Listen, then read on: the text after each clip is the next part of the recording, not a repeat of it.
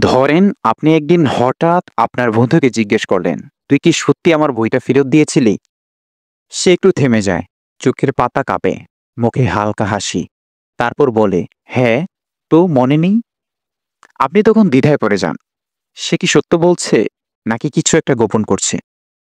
এই ছোট, ছোট সংকেতগুলো যা আমরা প্রায় ভুলে যাই, এগুলো কিন্তু লাই ডিটেকশন বা মিথ্যা ধরার সবচেয়ে শক্তিশালী অস্ত্র।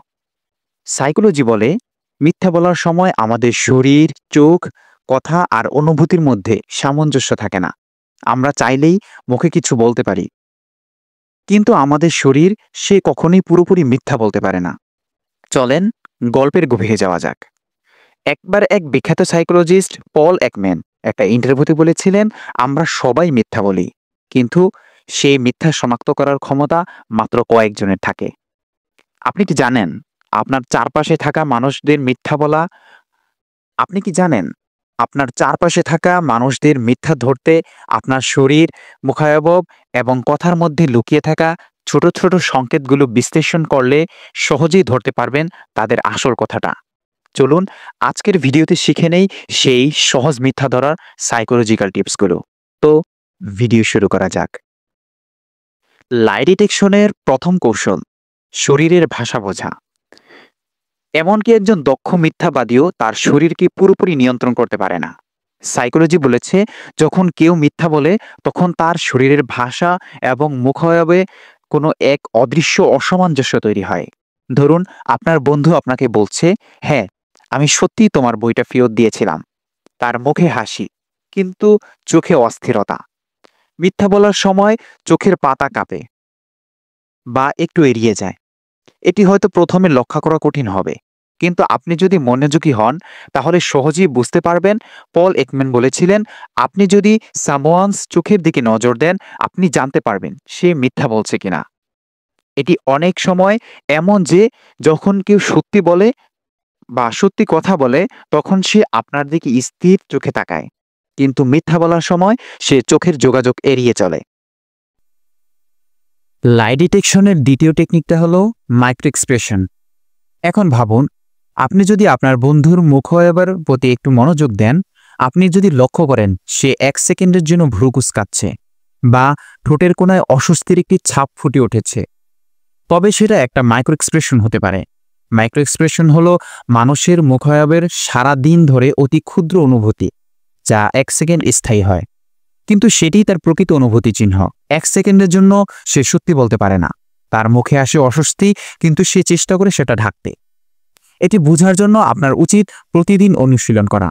রাস্তায় যে কোনো মানুষের মুখের মাইক্রো এক্সপ্রেশন লক্ষ্য করুন, তাতে ধীরে ধীরে আপনি তার অনুভূতি বুঝতে পারবেন। তৃতীয় কৌশলটা হলো কথার গতি এবং সুর। মিথ্যা বলার সময় কিছু মানুষ কথার গতি তাড়াতাড়ি বাড়িয়ে দেয়, আবার কেউ ধীরে ধীরে কথা বলে। এই গতি এবং সুরের পরিবর্তন খুবই গুরুত্বপূর্ণ।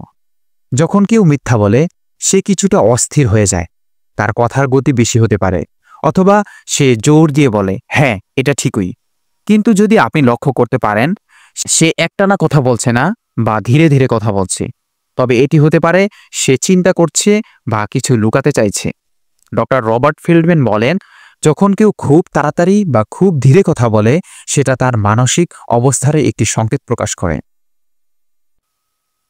লাই ডিটেকশনের চতুর্থ কৌশলটি হলো প্রশ্নের প্রতি প্রতিক্রিয়া। প্রশ্ন করা কিন্তু খুবই শক্তিশালী একটা কৌশল। যখন আপনি কাউকে প্রশ্ন করবেন, তার প্রতিক্রিয়া অনেক কিছু বলে দেয়। যদি কেউ তার উত্তর সঠিকভাবে না দিয়ে এড়িয়ে যায়, তখন বুঝতে হবে সে কিছুটা লুকাচ্ছে। ধরুন আপনি জানতে চান, "তুমি কি সত্যিই আজ আমাকে ফোন করতে বলেছিলে?" সে যদি একটু সময় নিয়ে উত্তর দেয় বা নির্দিষ্ট উত্তর না দেয়, তবে সেটা মিথ্যা বলার একটি সংকেত। সঠিক সময়ের মধ্যে সোজাসুজি উত্তর দেওয়ার বদলে সে সময় নেয়, এটা কিন্তু স্বাভাবিক লক্ষণ নয়। লাই ডিটেকশনের পঞ্চম কৌশলটি হলো অতিরিক্ত ব্যাখ্যা। এটা অনেক সময় দেখা যায় যখন কেউ মিথ্যা বলে তখন সে অতিরিক্ত ব্যাখ্যা দিয়ে থাকে, যেন তার কথার বিশ্বাসযোগ্যতা বাড়ানোর চেষ্টা করে। ধরা যাক আপনার বন্ধু বলল, "হ্যাঁ, আমি তোমার বইটা ফেরত দিয়েছি। তোমার হয়তোবা মনে নেই, কিন্তু আমি তোমার কাছে সত্যি দিয়েছি।" এত বেশি ব্যাখ্যা দেওয়ার কোনো কারণ নেই। যদি সে সত্যি বলতো, অতিরিক্ত ব্যাখ্যা কিংবা নিজেকে আরো সাফ করার চেষ্টা মিথ্যা ধরার একটি বড় চিহ্ন। শেষ কথা বলতে গেলে মিথ্যা ধরতে এবং সাইকোলজিক্যাল টিপসগুলো কাজে লাগাতে পারেন, তবে মনে রাখবেন এসব সংকেত একা একা নির্ভরযোগ্য নয়। পরিস্থিতি, ব্যক্তি এবং তার স্বভাবও গুরুত্বপূর্ণ। পল একম্যান বলেছিলেন, মিথ্যা ধরা এক শিল্প এবং এটি অনুশীলন করতে হয়। তাহলে আপনি যখন এই টিপসগুলো ব্যবহার করবেন তখন আপনি সহজেই দক্ষ একজন লাই ডিটেক্টর হয়ে উঠবেন। ভিডিওটি যদি উপকারী মনে হয় তবে লাইক দিন এবং আপনার অভিজ্ঞতাগুলো শেয়ার করুন। আপনি কি কখনো এরকম পরিস্থিতিতে পড়েছেন কিনা সেটাও আমাদের কমেন্ট বক্সে জানান। ধন্যবাদ। আসসালামু আলাইকুম।